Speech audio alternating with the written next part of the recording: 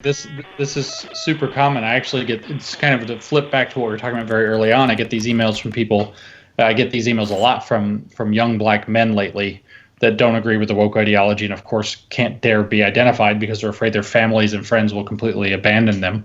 But they tell me like, oh yeah, I went through college for this, and I started to realize that, my mistakes weren't like, I would go back and reread my paper, I'd get it back or whatever, and it has like an A on it, and or B plus or something, and I would go read through it again, and I'm like, this is wrong. There's a mistake here. I didn't even spell that right, and none of it was marked.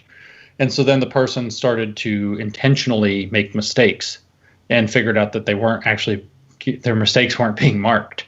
And so the person was one person I'm thinking of, ends up graduating with a master's degree and goes out and tries to get a job. And he's like, I've been trying to get a job for months. And honestly, I can't blame anybody for not hiring me because I come into the interviews and it's quite clear that my competency is like, I go to the interview and I leave the interview knowing I'm not competent enough for this job. I was not adequately prepared because, as far as I can tell, and by different things that happened in the master's program, he got the distinct impression that it was like, don't mark down the black kid. And he's like, how did this help me? How did this help me? And so you get this whole thing, like that pressure that you got put on by that employee was, you can't criticize me because of my identity. And the flip side of that is, well, let's not criticize people because of their identities, but that doesn't make them more competent. That in fact it prevents them from growing into competence. And so you get both sides of that. With this character that you just described and that I just described shows up in a lot of these contexts. And I keep hearing from CEOs, to speak of other emails, that are like, we know who they are. I mean, I even got a call from somebody that was high up in a particular government situation, was like, oh yeah, we had one of those. And a lot of policy got changed around that grumpy person.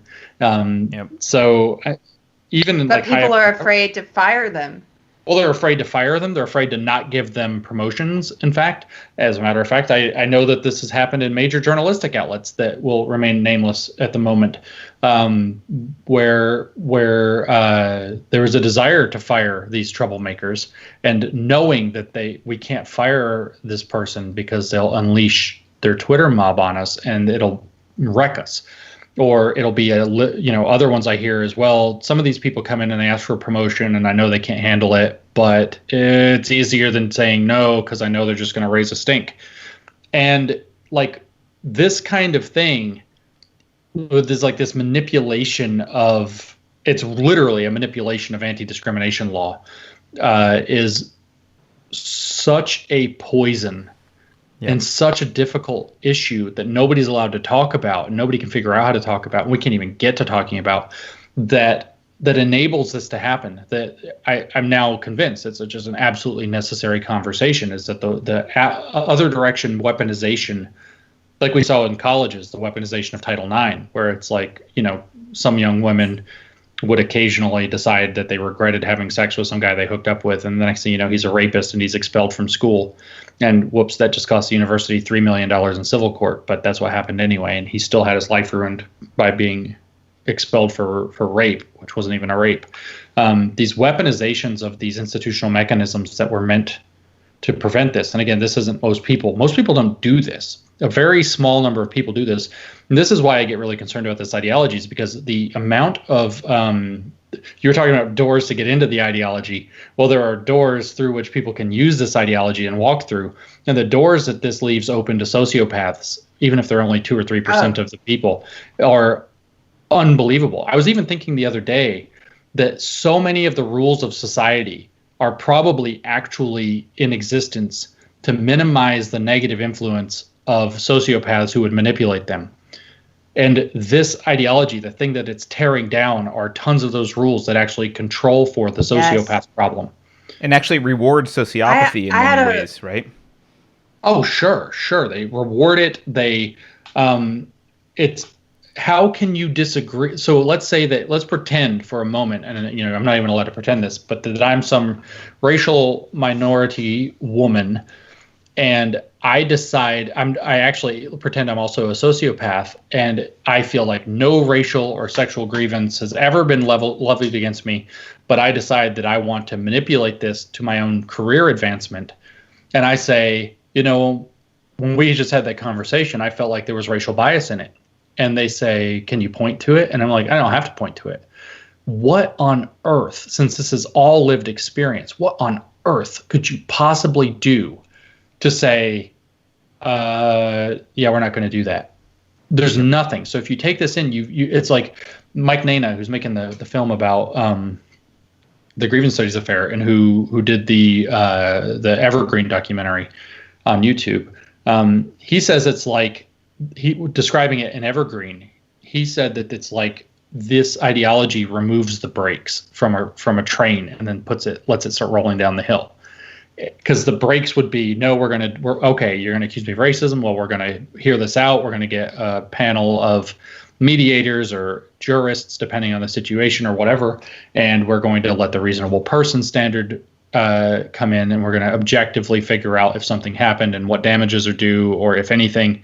And now it's my word against yours, and my oppressed word is unassailable. There's no brakes on the train when you accept that ethic. Yep.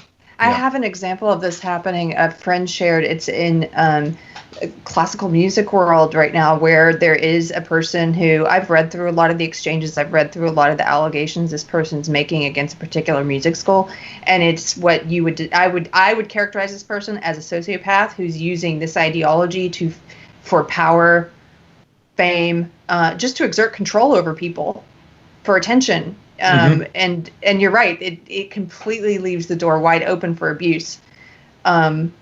I don't know. And then what happens then? The manipulation occurs because you have a number of good people who have imbibed a little bit of the ideology in the organization, and those good people try to give. Now, this is your bad faith question. Now, since we're assuming sociopathy, we know that the person's operating in bad faith, right? So this is an extreme example. It's not all cases, but let's say that is the circumstance. You have a number of people who are then, I mean, there's no like you can't just look at somebody usually and tell that they're a sociopath. So they're going to say, no, we need to be charitable. Let's hear that out. We need to give them the benefit of the doubt. And you know what? Now that I think about it, I think that might have been a little bit racist. If you really think about the systems of racist, they've taken on just enough of this. And then it's like you can almost just watch the glass shatter, like the crack happens, everything polarizes because everybody has to take sides around this argument. And so the ability for bad actors to create mayhem in communities that have taken on an ethic with no brakes to it is out of control. And you could even have people who are of medium or moderate or questionable, good, bad faith that are kind of in the middle somewhere. And they're like, well, I'm just a little bit too sensitive, if it would be the real statement, they're just a little bit too sensitive, oversensitive to slights. And they just decide they're going to raise a ruckus. Or you have people who are generally good people who are like, well, what little bit of an edge, in a competitive market can get me ahead. I can lean a little bit into my identity. The room for illegitimate manipulations in this ideology that it leaves, I think, is unparalleled. I've never seen another ideology that's more open to this, short of possibly like straight up weird cults that have very, very odd specialized beliefs. Right. Well, and the other thing this does, which I don't know if we're supposed to talk about this, but screw it, we'll talk about it. Just as someone, I've hired a lot of people, I've advised a lot of CEOs and stuff, and look, for the population of people, there's a large percentage of people who are largely pragmatic in their dealings with hiring people, for example. And, in a society in which they're asked to police any biases and try and be fair, they can do a decent job of that.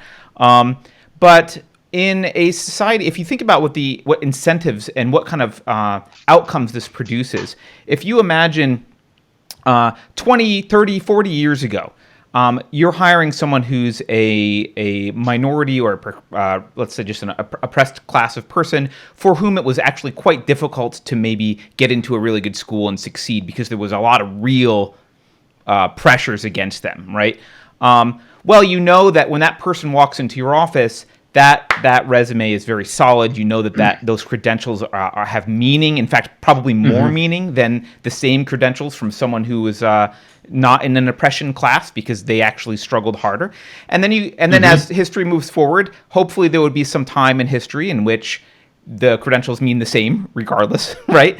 But they're creating a system in which, and I've seen people, I mean, I can't name names because it's confidential, but I've seen people question this and say, well, I don't know, like this person is in this particular class of people and they went to this university, but I don't really know whether I trust that because that university is intentionally promoting people like that. And so actually the pragmatic answer is to hire someone for whom I'm going to hire the Asian because they're excluding Asians as much as they can. And so if they're Asian and they went through, they're probably better. It's suddenly this just from a pragmatic perspective, the mental calculations start to go that starting to treat people different based on the color of their skin or their race, where those mental calculations did not exist in the past. And that's only as a result of the racism that is put through schools in the form of these people need to get in, these people need to stay out. We're trying to balance blankety blank. That's right. That's right. Those are reliable and recognized outcomes to where, so if we're going to name the program, we can call it equity or we could call it affirmative action. Right. And I know you have to be super careful around those things. That is so, I'm not saying that you should never have programs for such things. It is so important that you are so cautious with how you approach them that you need very, very prudent thinking leading you into such decisions, not what's happening now, because what it automatically does is starts to just discredit anybody who is perceived to have had some automatic advantage. And of course, there are ways to make up for that, which is to just prop things up artificially and say, well, if all the halls of power are run by people in the party, then, but you can see where that goes. Yeah, we're calling it the party. Oh, the party runs the schools, and the people who come through the party schools get hired by the party that runs the companies. But when you have the party runs the companies, the party runs the schools, and the party runs the government, there's a name for that, and it's fascism. So this is literally, I mean, it's like QED. That's what this is. This is fascism that's happening under the guise of not fascism, and then, or of anti-fascism. And then at the same time, the pressures that it create a huge surge toward fascism of the other side to try to control it. And so right now is like this weird set of forces that we could all like step back from if we really wanted to. And if we started thinking a little bit more clearly about these issues, which we won't, I don't think, where we are inviting fascism from one side by pushing ourselves toward fascism from the other side. And both of the answers, or both of the conclusions there, are fascism, which is bad.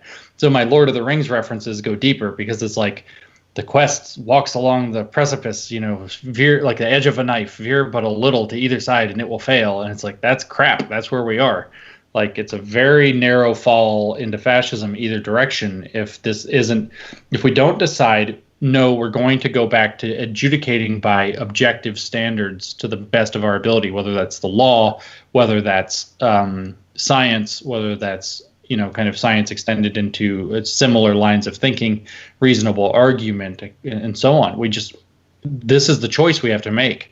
Do we want to stand up and do the hard work of defending the liberal order, or do we want to see it fall one way or the other into something nobody wants?